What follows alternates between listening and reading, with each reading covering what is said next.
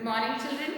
आज हम आपके लिए लेकर आए हैं व्याकरण का एक नया पाठ। इसमें हम जानेंगे एक शब्द का नया रूप। हमने संज्ञा को जाना, सर्वनाम को जाना, विशेषण को जाना, क्रिया को जाना, इन सारे शब्दों को भी जाना है। लेकिन ये सारे शब्द किसी एक कैटेगरी यानी किसी वर्ग का हिस्सा है।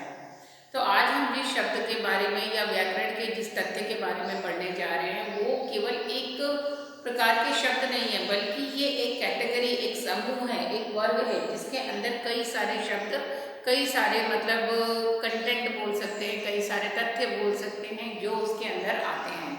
यानी कि ये एक समूह है, एक वर्ग है जिसके अंदर अलग अलग प्रकार के शब्द होते हैं। यानी कि आज हम पढ़ेंगे अव्यय। अव्यय यानी अविकारी शब्द, जैसे कि हमने टाइटल में लिखा है अव्यय अविकारी शब्द। तो अभी तक आपने समानार्थी शब्द पढ़े, विलोम शब्द पढ़े, अनेकार्थी शब्द पढ़े। साथ ही हमने तत्सम तद्भव देशज शब्दों के बारे में चर्चा की, रूढ़ योग रूढ़ शब्दों को जाना, कई प्रकार के शब्दों को, देशज विदेशी संकर शब्दों को जाना। तो अब यहाँ पर अविकारी शब्द क्या होते हैं तो उसका भी परिचय हम आपको कराते हैं। तो अविकारी अगर शब्द की बात की जाए तो अविकारी होता है जिसमें कोई विकार उत्पन्न न हो। अविकारी शब्द बना है विकार से, तो अविकारी जिसमें कोई विकार ना हो, और विकार यानी परिवर्तन, जिसमें कोई परिवर्तन ना हो, ऐसे शब्द अविकारी शब्द कहलाते हैं। तो अविकारी शब्दों का मतलब हुआ ऐसे शब्द जिनमें कोई परिवर्तन ना हो, अविकारी शब्द कहलाते हैं। ठीक है, अब इन अविकारी शब्दों को व्याकरण में कैसे समझते हैं, इनके अंदर कौन कौन सी बातें, कौन कौन से तथ्यों को जाना जाता है, उनके उदाहरण के माध्यम से हम आपको समझाते हैं कि अविकारी शब्द आखिर होते क्या है और इन्हें हम पहचान कैसे सकते हैं। यहाँ आप देख सकते हो कुछ वाक्य लिखे हुए हैं और दो दो वाक्य का मैंने एक पेयर यानी कि जोड़ी बनाई है। पहले दो वाक्य पढ़ते हैं। अंकुर तेज दौड़ता है। अंकुर तेज दौड़ता है, यहाँ पर तेज शब्द को हमने रेखांकित किया। ठीक, अंकुर कैसे दौड़ रहा है, तेज। दूसरा है राधिका तेज दौड़ती है, यहाँ पर राधिका भी कैसे दौड़ रही है, तेज। आपने देखा इन दोनों वाक्यों में, पहले वाक्य में अंकुर एक बालक है, लड़का, और दूसरे वाक्य में है लड़की।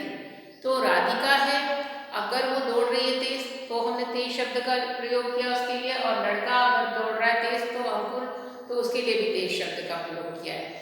यानी कि जो तेज शब्द है वो लड़का में हो चाहे लड़की, यानी स्त्रीलिंग हो चाहे पुल्लिंग हो, दोनों में प्रयोग किया गया है। ठीक है, ऐसा नहीं कि स्त्रीलिंग के लिए कुछ और है और पुल्लिंग के लिए कुछ और है। अब दूसरा वाक्य, पेड़ के ऊपर तोता बैठा है। तोता कहाँ बैठा है, पेड़ के ऊपर। पेड़ के ऊपर तोते बैठे हैं। अब यहाँ पर एक तोता बैठा है पेड़ के ऊपर, और यहाँ पेड़ के ऊपर तोते ज्यादा बैठे हैं। यानी कि यहाँ पर हमने देखा कि अगर एक तोता है तो भी हमने के ऊपर का प्रयोग किया, ज्यादा है तो भी के ऊपर के लिए हमने प्रयोग किया है। यानी कि यहाँ पर वचन बदलने से के ऊपर शब्द नहीं बदला है, दोनों में ही इस्तेमाल किया गया है।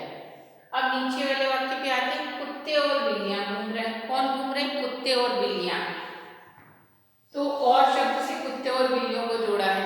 ठीक, अब नीचे देखो राजू और श्याम पढ़ रहे हैं। राजू और श्याम, यहाँ पर राजू और श्याम को हमने और से जोड़ा है। तो आप देख सकते हो कुत्ते और बिल्लियां ज्यादा के लिए प्रयोग किए जाने वाले शब्द हैं, लेकिन उन्हें हमने किससे जोड़ा, और से। नीचे राजू और श्याम एक वचन के दोनों शब्द हैं, दोनों को जोड़ा किससे, और से।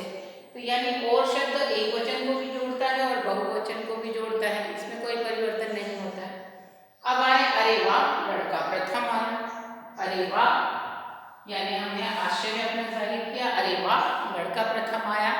और दूसरा है अरे वाह लड़के प्रथम आए। तो यहाँ पर भी अरे वाह का प्रयोग किया है।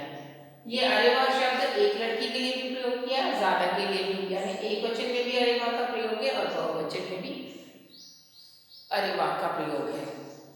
तो यहाँ पर तेज शब्द स्त्रीलिंग और पुल्लिंग दोनों के लिए प्रयोग किया जा रहा है।